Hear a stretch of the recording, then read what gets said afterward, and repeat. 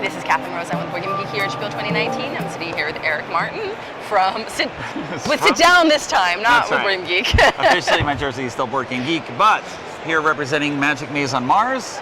Wanted to present on camera just because our owner, Scott Olden, loves Magic Maze, and he really wanted to show it on camera. With good reason. But Sit Down could not present it, so I'm doing the job here. Woohoo! So Magic Maze on Mars is a little different. It's 1 to 6 players.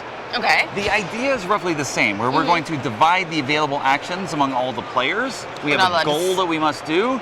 You act by taking actions as you can legally on the board in order to complete the goal. So in this game, what we are trying to do is get the colonist into the dome so that they don't die on Mars. Which is very important. Okay.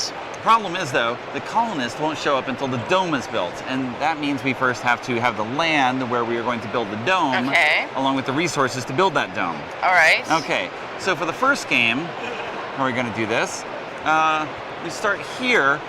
I can create blue, green, and purple resources, so I can put a blue resource on this factory here and put it in this zone, which is half yellow.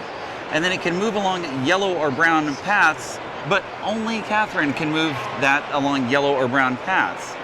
And she moves it to a blue area, the blue resource to the blue area. We then get a new tile from the deck, which I forgot to shuffle. We lay out a tile with a house here. Oh, and there's an arrow let me make another blue resource on here. I can also make a green resource on here, and I can move it along this path. So when you move a resource to a path,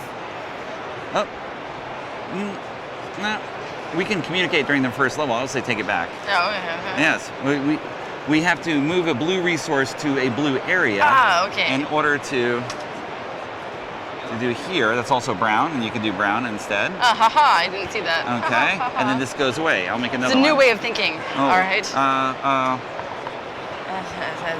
So, as usual, you have to do something pawn, where you can slam it in front of someone else to do something. I haven't really told Catherine the rules, but I will note that she can produce resources. I can produce resources, all right. Except this is a brown resource right here. Okay, there we go. Yes, and then I can move it on purple, and she can move it on orange, and I can move it green.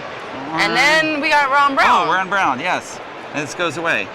So, and then I can here's build where we one need to build the dome, which needs 2 orange. But we can't move anything. I shuffled too many tiles together. Here's where we need the dome, where we need a brown, green, and yellow resource. Okay. So I've made you made brown one over there. Yes. I move it here. Yes, I'll move it over here. And we also need a green. I'll move it and I can blue. use this one down here. Yep, in here. The problem is we still need another tile. We need yellow as well. We need another tile. We need yellow over there. Where can we produce yellow? Well, we can't, but we can produce brown. Oh, of course. And I go there, here. And then there, and there. And there. And okay, we get the last tile. All right. Yes. And then I can finally produce... hey, now we can produce bananas. Look at that. Oh, and I move a banana here. And then there, and there. Over here. And then finally... Oh, once we get all 3, we get the dome on the board. And once we get the dome for all the colonists in play, which starts with only 1, the colonist shows up with a rocket ship. And we got a little bit of time, just very little time. Here, in the dome. Woohoo! Okay. Go team! Done. All right. That was module 1. You start very simple with these 4 tiles. We produced resources. We can move them. We can only produce resources in the colors that match our action tiles. And with more players, you add more tiles in play. So you will do fewer things. Similar to the normal Magic Maze. Similar to normal Magic Maze. You will have different responsibilities of producing the resources and then moving them along paths. Now, in normal Magic Maze, there are things that let us flip the timer. Yes, if we had gone to this space here, we could have flipped the timer, which would have given us more time to do things. With any resource, then? Any resource to the time spot, and you then mark it with a symbol to show it's been used. That you've used, and you get to flip. And when you flip the timer, in Module 1, we can talk and say what we want, which is good for me explaining the game. I'm learning how to do this. Once you start playing with Module 2, you can now talk only after flipping the timer.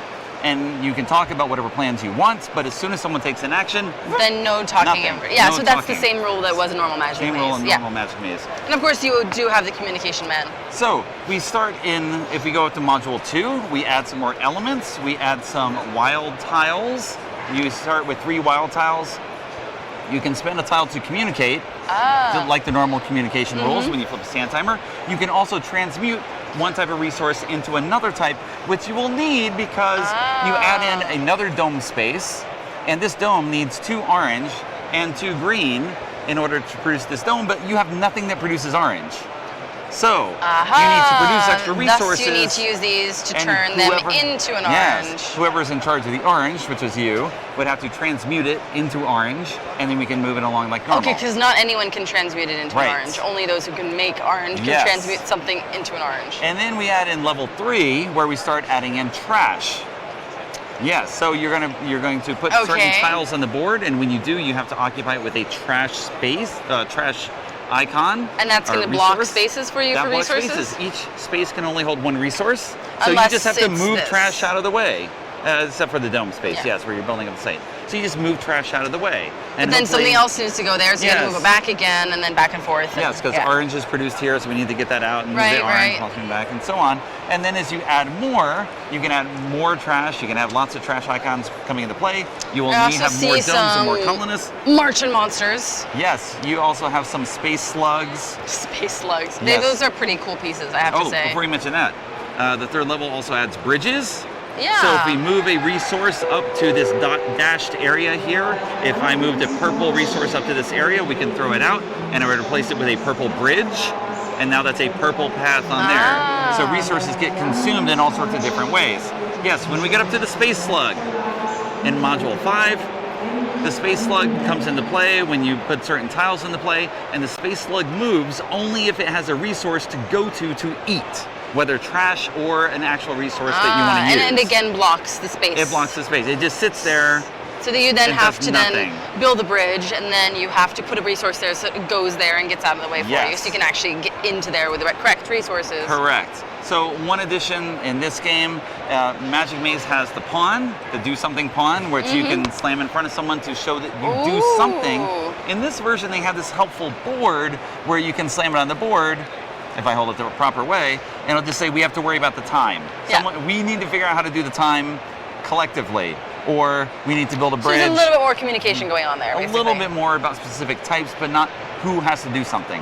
Now, of course, in practice, we might go, don't break the pieces! That's right. Make sure we get something done, which then might just freak you out more than anything else. As you completely distract you from absolutely everything that's going on. As you get up to module 5 and you have added in all the different elements with the trash and the space slugs and the bridges, the additional domes, you have up to 5 domes that you need to build, and you must build all with 5 domes Martian explorers, yes indeed. You can, I didn't even mention the transporter holes. There are some spaces where we can, you can teleport items from one station to another. There are also one-way paths.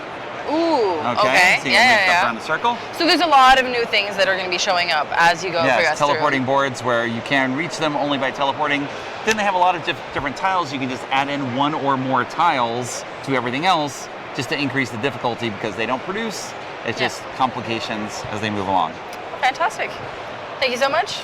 There we go. Magic Maze on Mars from Sit Down.